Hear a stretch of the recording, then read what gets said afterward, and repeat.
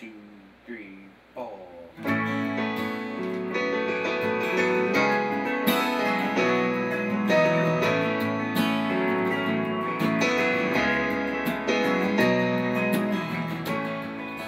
We were still getting our feet wet. And that was within a month of releasing the first record, and somebody called us up and said, you know, we can have you play at AT&T Park to 800 people.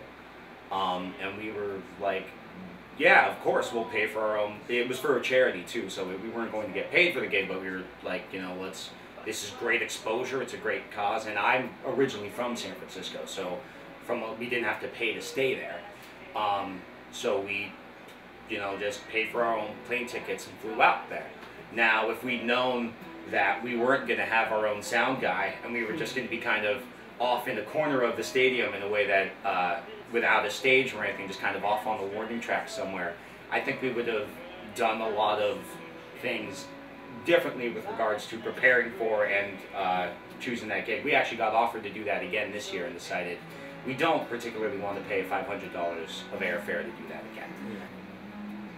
We've been blessed to have played a couple of really, really fun shows at the Red Room, which is the student-run venue on Berklee's campus.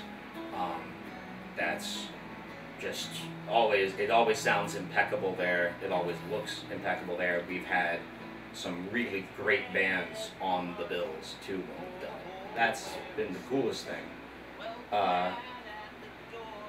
I personally just want to play every room that'll let us in this city. I feel like there's so many venues to choose from that I kind of just want to check them all off the list at some point. There are definitely bands and musicians in particular that influence each of us individually, and that brings a lot to the table when we're, you know, writing or working on how we perform. I'm trying to think of a band that overall influences the band as a whole. You know, it's tough and it depends on record to record. I feel like there are the best writers are thieves, ultimately. The approach is kind of a piecemeal, look at what they're doing, how can we do that sort of approach to things. How can we, and take an idea or a concept or a way of doing things and incorporate that and make it our own and try and take a little bit from everybody. I mean, like that time we sat here in this room for, what, at least an hour, just going through every song, every facet of every song of this next record, and came up with a list of things, little things that we wanted to take from other groups and artists, and the list was enormous. Yeah. Like for each song, there's 4 different bands that we draw from. Yeah. And they weren't really repeating that much either. No, that was the other cool thing. I don't think you can live in this city and not be affected by its people and its personality. Especially when, you know, one of the things we actually kind of left out when we were talking about the San Francisco gig is that we flew home on the day of the marathon bombs from that gig. So and our, as I'm sure affected Emerson's campus, but Berklee's campus was just shut down for the next week straight. We didn't have classes because a lot of it was cordoned off. That was the moment in which I think I really started to feel incredibly attached to this city, and that experience is still something I'm trying to grapple with in writing and come up with the right way to express what that was like. Just try not to pigeonhole yourself, is what I'd say. You know, there's, whether it's with people or what your major's going to be or what you think you want to do for the rest of your life, a lot of that and how you, those goals and how you think you can reach those goals is going to change quite a bit. If you had told me before I came to Berklee that I would be writing country rock ballads and taking business classes, I would have laughed you out of the room. But those were some of the best decisions I made while I was at Berklee. And so just be open to it, and be open to doing something and it not being good when you do it. Yeah. it's going to take a few times to get it right.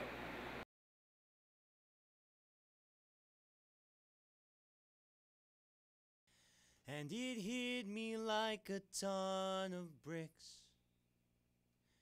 Hit me like an unexpected fist. How much I want to wake up next to you again. How much I never want to feel like this.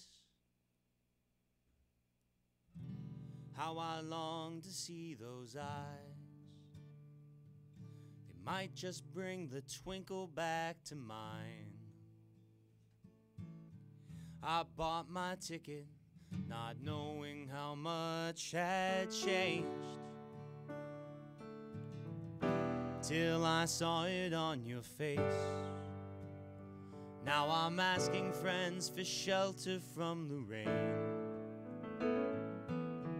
Each call reminds me it shouldn't be this way. Like a ton of bricks, it hit me like an unexpected fist. How much I want to wake up next to you again. How much I never want to feel like this. Feel like this.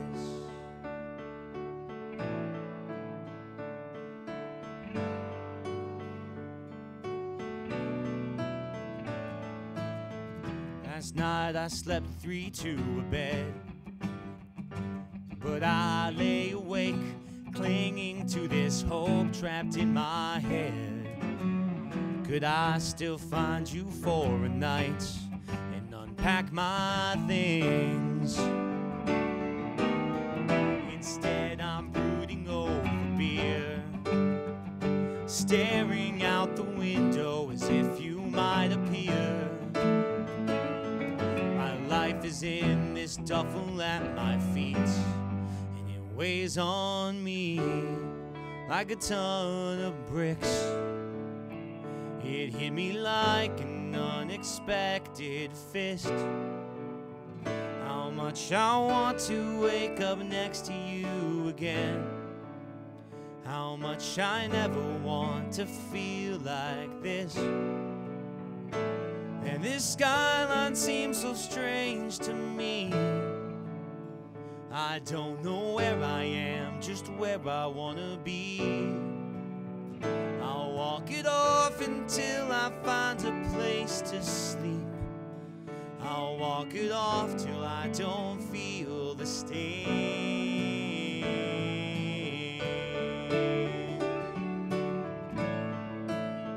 I'll walk it off till I don't feel the sting.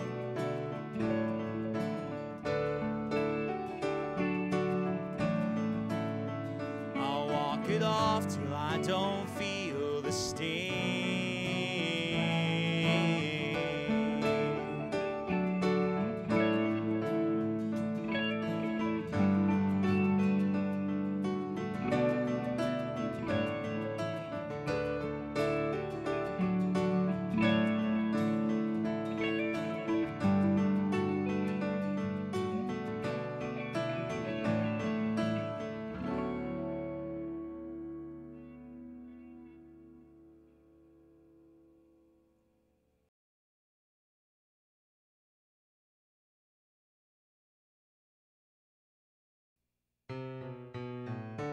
Real people have real lives, pay the mortgage with a steady 9 to 5. They have a space to park their cars, meet their friends on weeknights at their favorite bars. And real people drop their anchors down. The seas may change, but they'll still be around.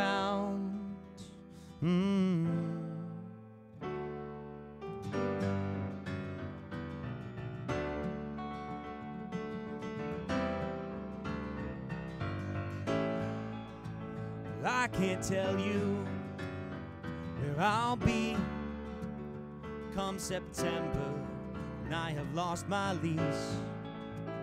Saving boxes, might move again. I'm somewhere else before I know where I have been. And I can lie down on any floor, twist myself still like I've done before, till I just can't stay awake anymore. Shadows under half-shut eyes just don't make for an even keel.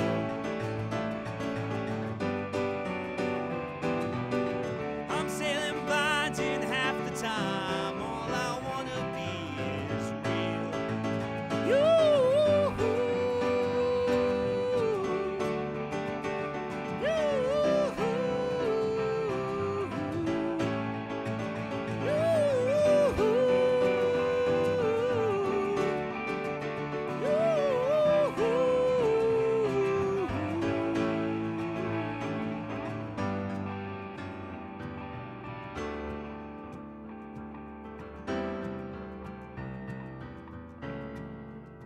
My friend moved in to his new place. All his worries and other things still packed away. We drank cheap beer, laughed all night.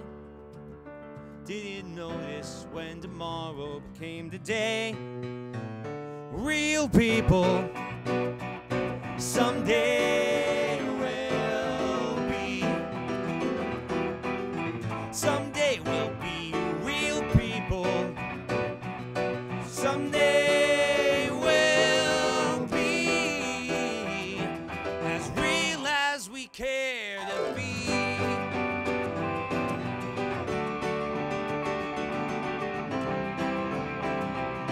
As real as we care to be.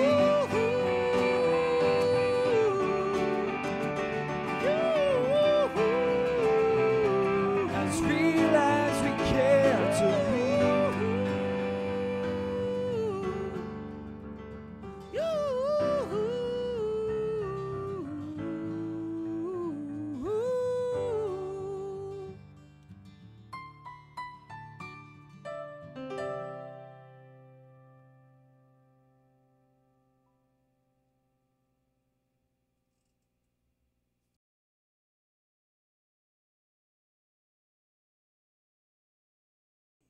Yeah, 1:00 p.m. today, a man stepped on the stage.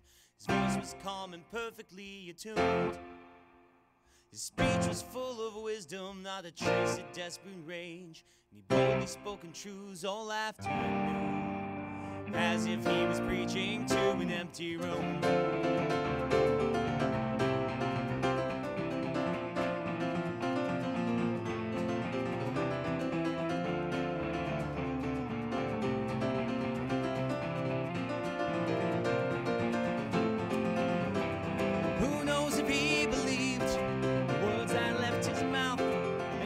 Gave him meaning at the time. Perhaps it came to dread he thought must be said, and silence would have hounded at his mind.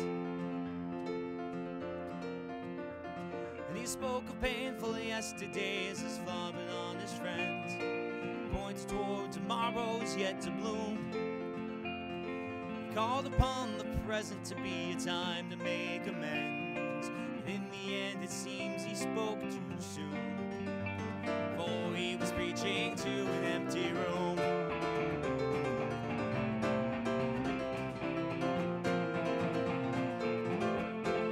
To an empty room. To an empty room. They nod their heads too quickly, their smiles are too wide. You know when they don't really understand. But when they don't even try, don't bother to ask why. That's what breaks and cripples any man.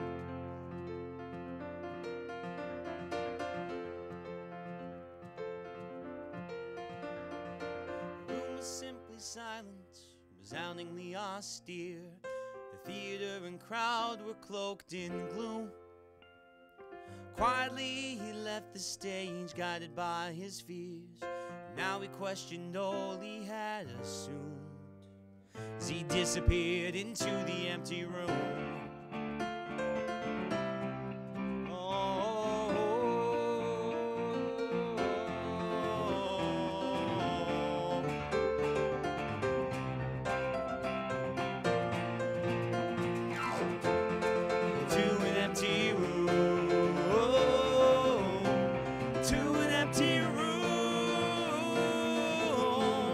To an empty